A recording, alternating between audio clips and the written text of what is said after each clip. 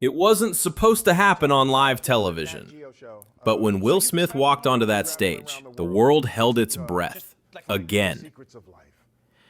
The lights were bright, the smiles rehearsed, and the laughter carefully timed. Yet underneath it all, something was off. Something electric. Something waiting to explode. He took his seat across from Trevor Noah, calm, composed, the picture of redemption. Crimson. But there was something in his eyes that didn't match the grin. Salmon that said, "This isn't over."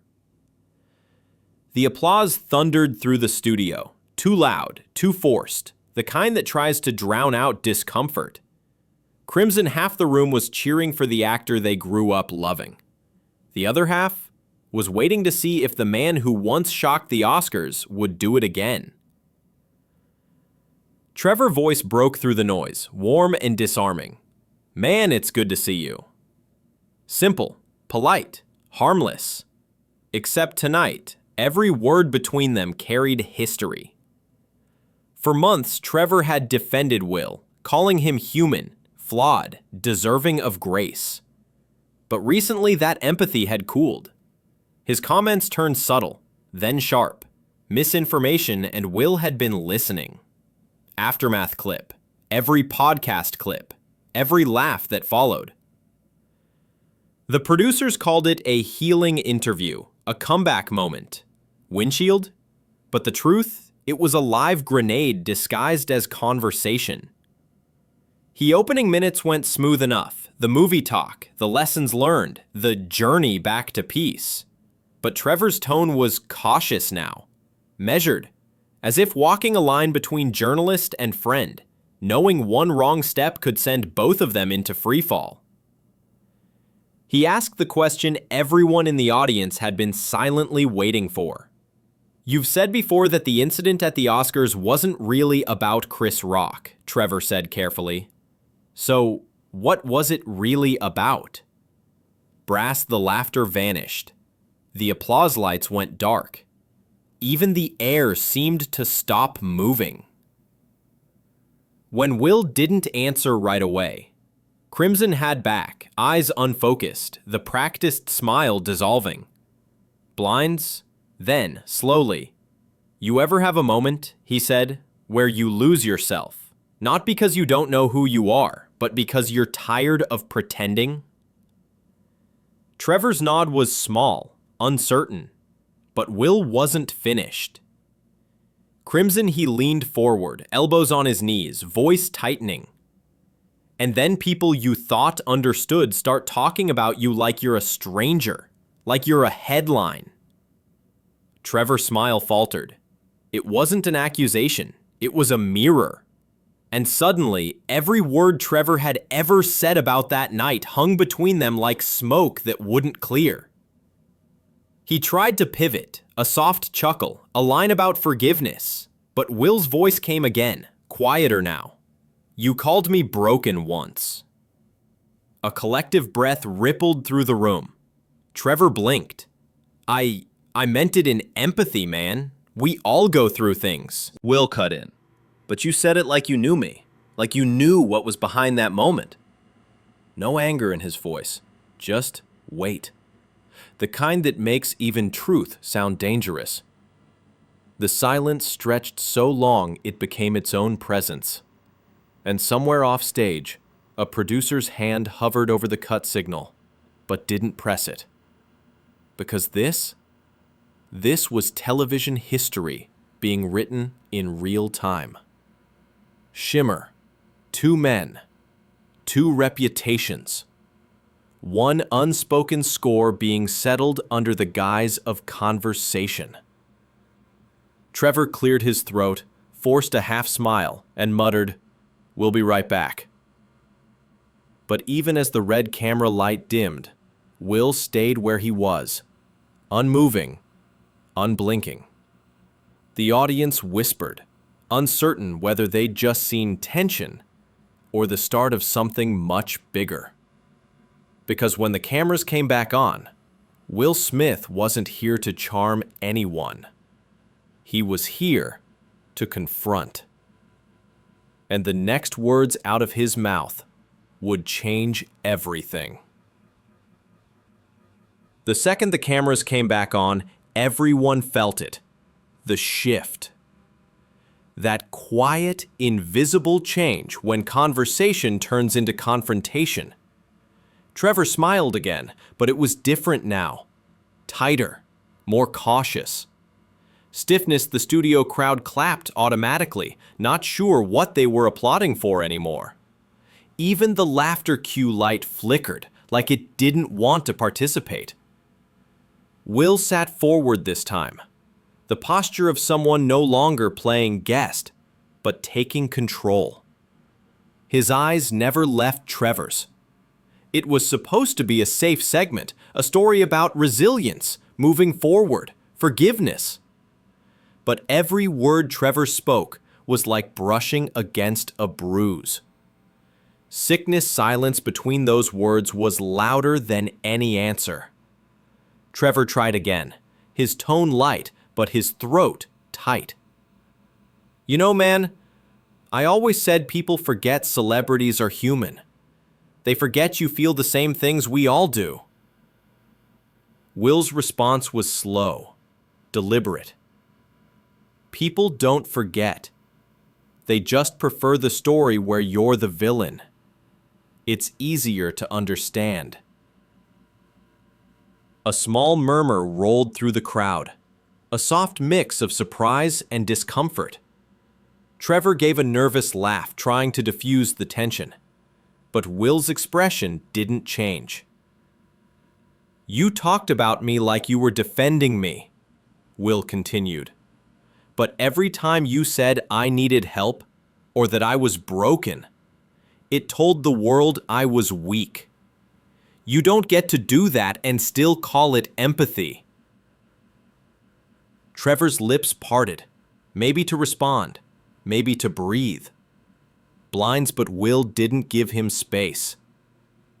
I've been quiet a long time, he said. Too long. You think I didn't hear the jokes, the late-night bits, the think pieces? He paused, almost smirking. You think I didn't see your clip trending? Trevor's face flickered between guilt and defensiveness. Will, Look, I never wanted to pile on. You know how the media twists things. Will tilted his head slightly. Do they twist things or do they just echo what we say first? Unrestricted. The crowd went still again. No one knew whether to laugh or gasp. Even the band behind the curtain stayed silent. Shattered, far, fingers laced, his charm faltering. Okay, he said quietly. Then let's talk about it. Miss nodded. Let's. Trevor took a breath. Do you regret it? A heavy pause. No music. No sound. Just air thick enough to cut through. Will's eyes narrowed slightly, not in anger but focus. I regret giving people something easy to hate, he said. Another pause. But I don't regret standing up for myself, or for my family, even if I did it the wrong way. Trevor nodded slowly, processing. But it wasn't just standing up, was it? You hit someone on live TV, man. That's not just a mistake. That's history. Will's expression darkened slightly. You call it history. I call it a moment no one let me move past. Trevor opened his mouth to speak, but Will continued, voice low, steady, cutting. You ever notice how forgiveness sounds poetic until it's about you? Everyone wants to heal until the wound isn't theirs. Collins was silent now. No rustling, no shifting, just tension, heavy and alive. Trevor looked at Will, searching for a way back to calm.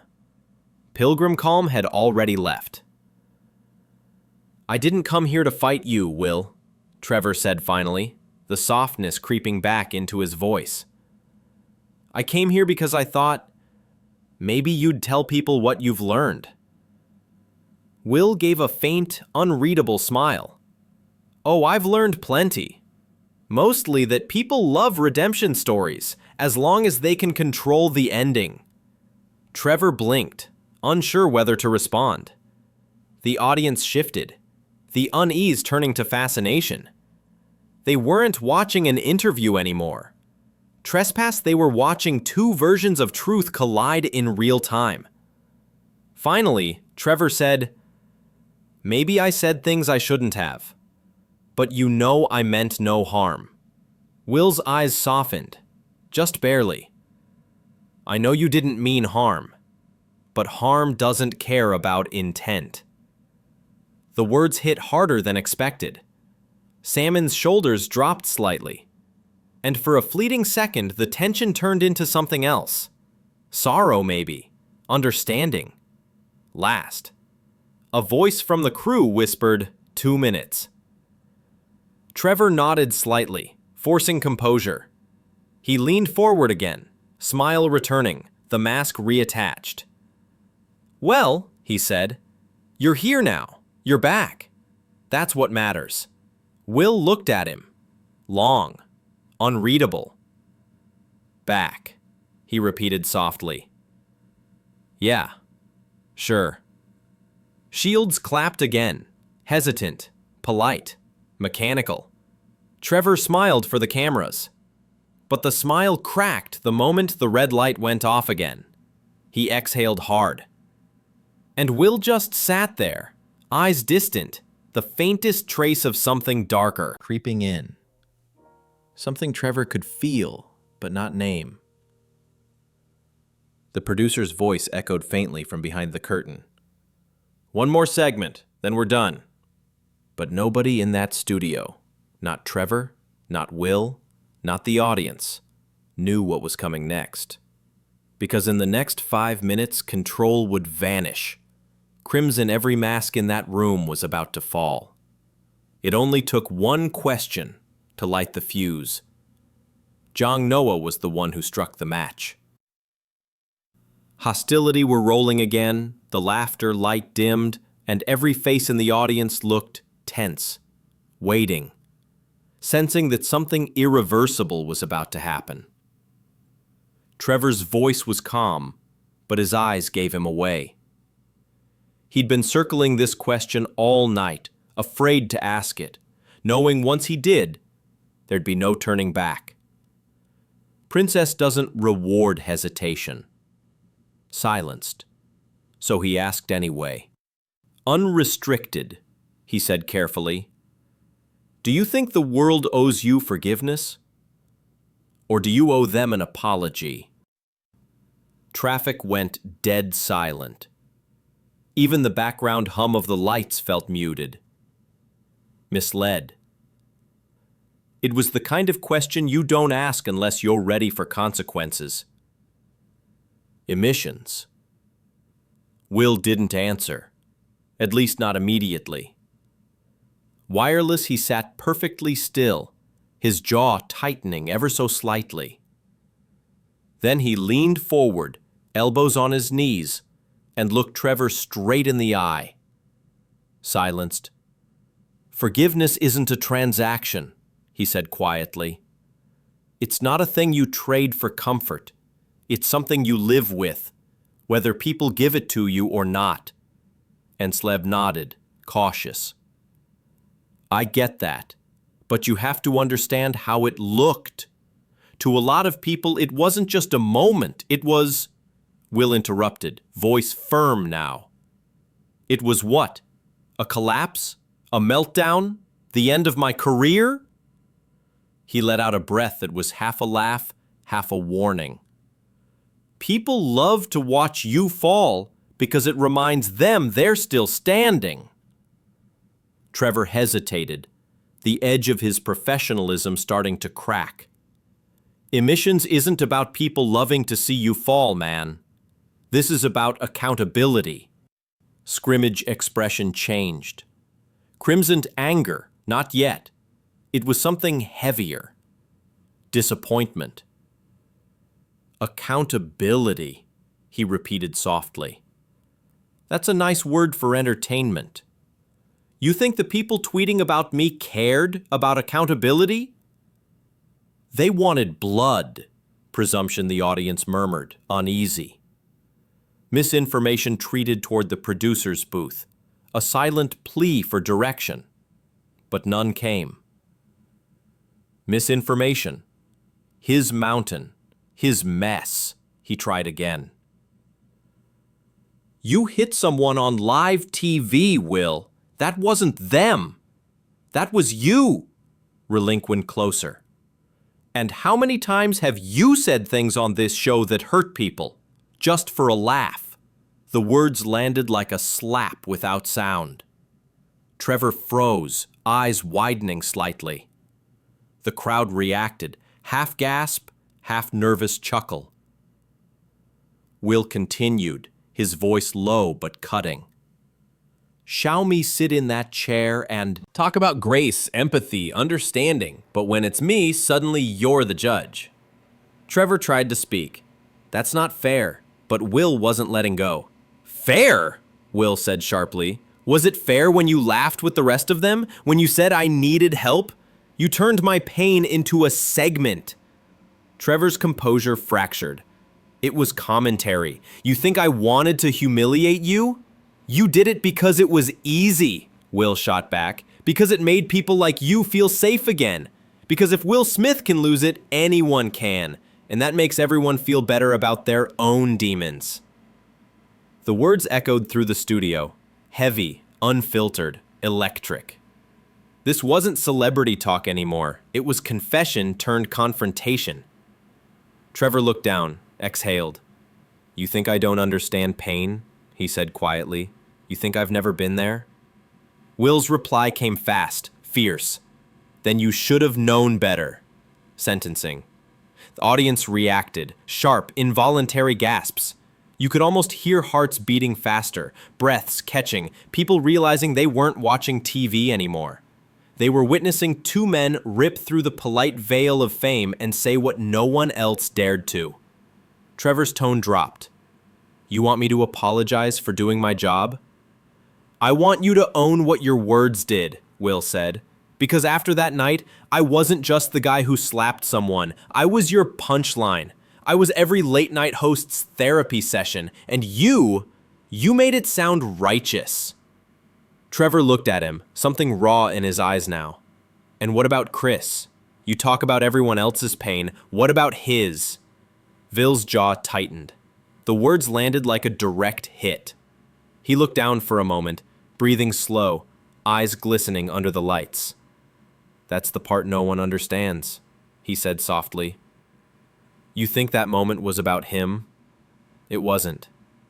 It was about everything that came before him. Trevor said nothing. The silence stretched so long it became unbearable. Finally, Will stood up, slowly, deliberately, the studio lights bouncing off his jacket. Trevor's wavered slightly. Hey man, we're not done. Will looked at him with calm intensity. Oh, we're done, he said. You just don't know it yet. And then he walked off. The audience erupted, not in applause, not in shock, but in stunned confusion.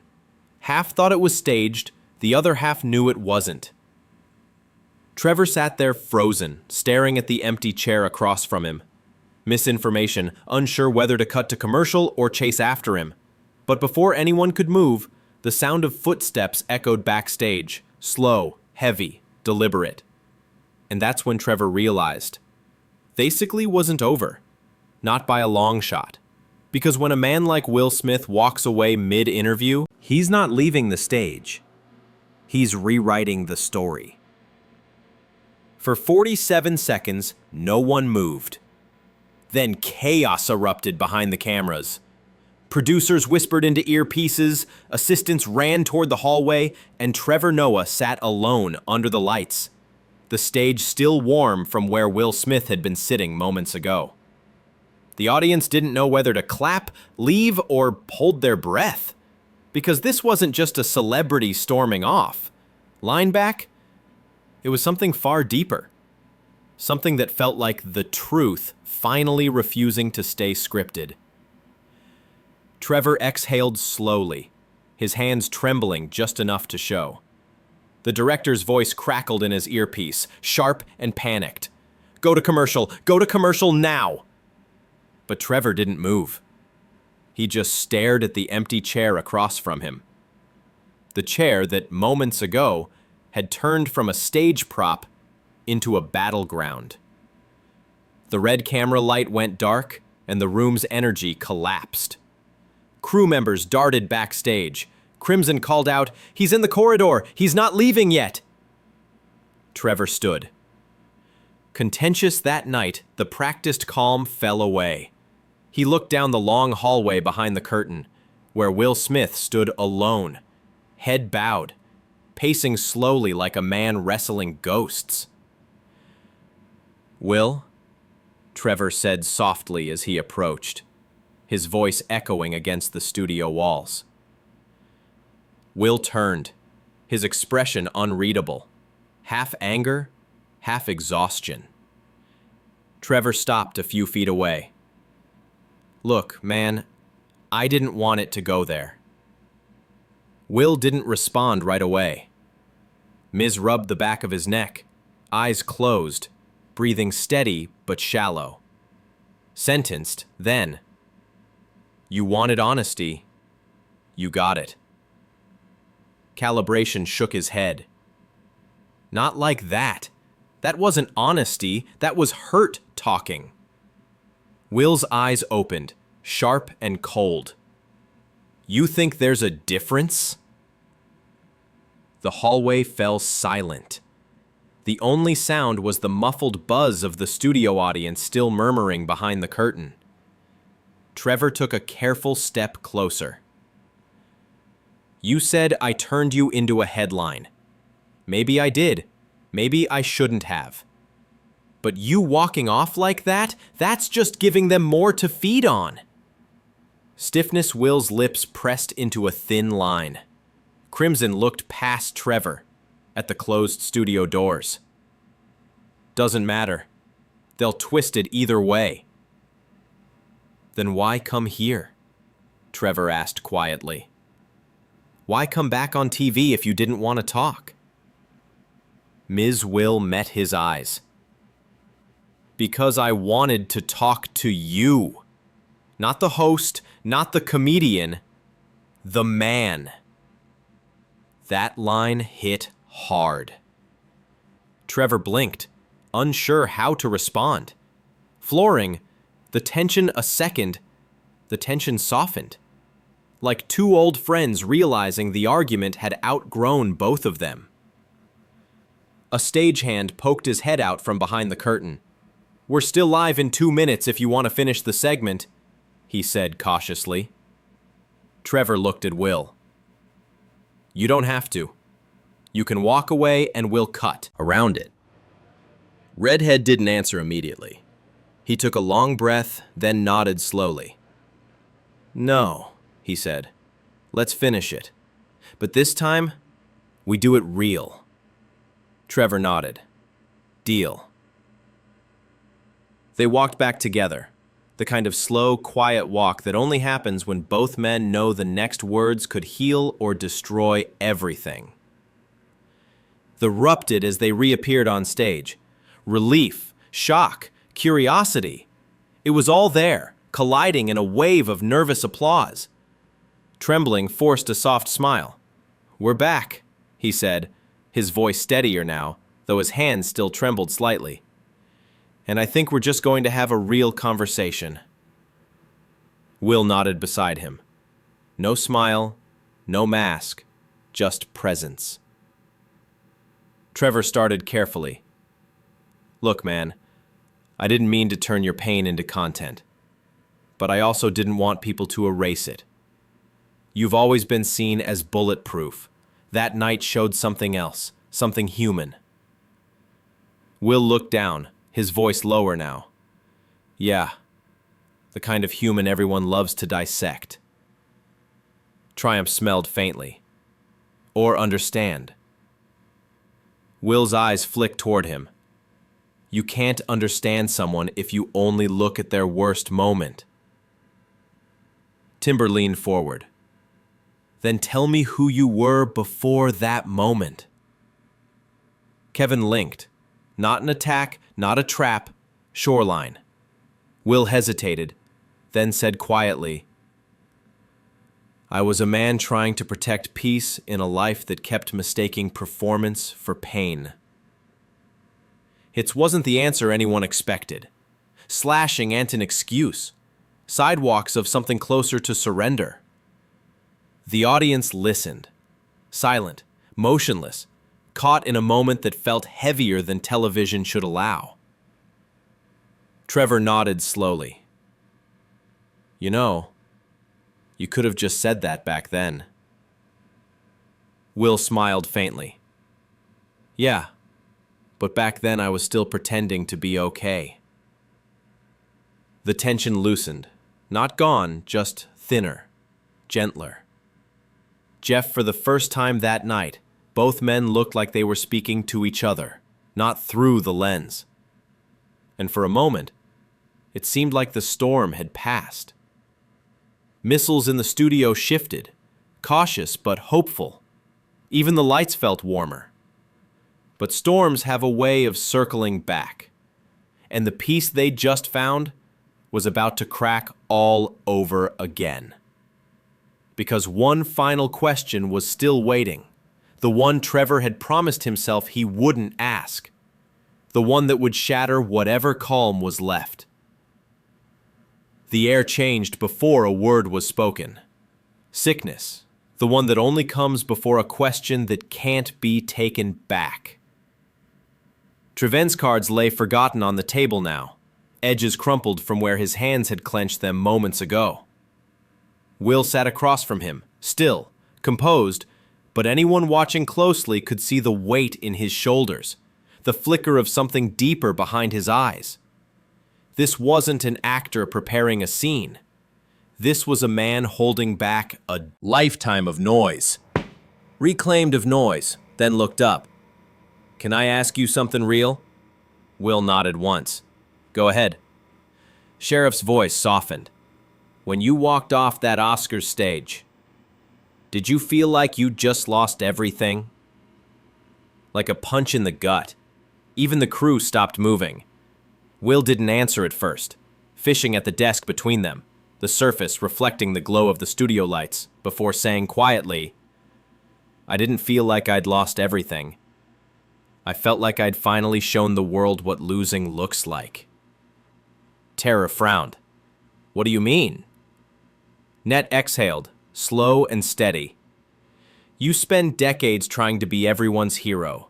The perfect husband, the perfect father, the perfect actor.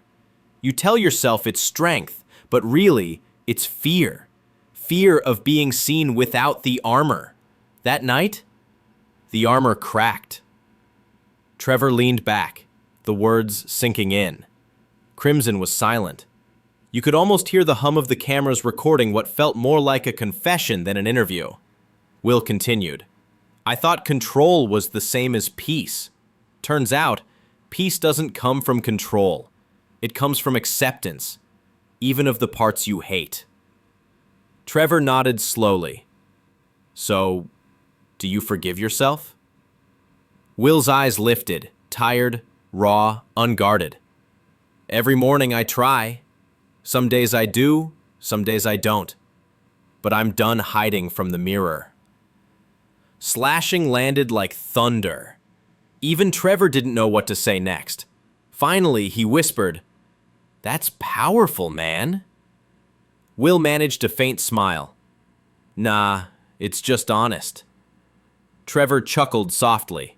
Well, honest is powerful these days. Callow crowd gave a small, respectful applause. Not the wild cheers of entertainment, but the quiet kind that carries understanding. Then Trevor, almost unwillingly, asked the question that had haunted every headline since the Oscars. Would you do it again? Will froze. Not in anger, not in surprise, but in thought. Seconds passed. When he finally spoke, his voice was barely above a whisper. No, but I'd still defend what I love. I'd just do it with grace this time. The audience exhaled. Some even smiled, though the tension still lingered like smoke.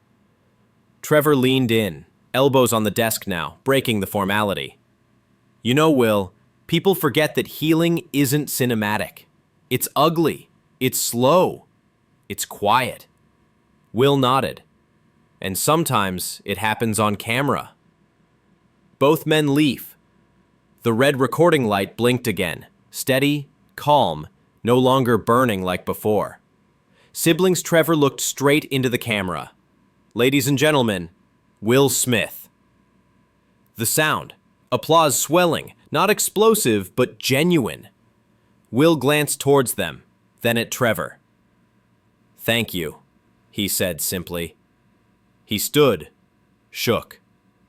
Trevor's hand. And for a brief moment, just before the cameras cut, both men shared the kind of look that only happens when truth has been spoken, not performed.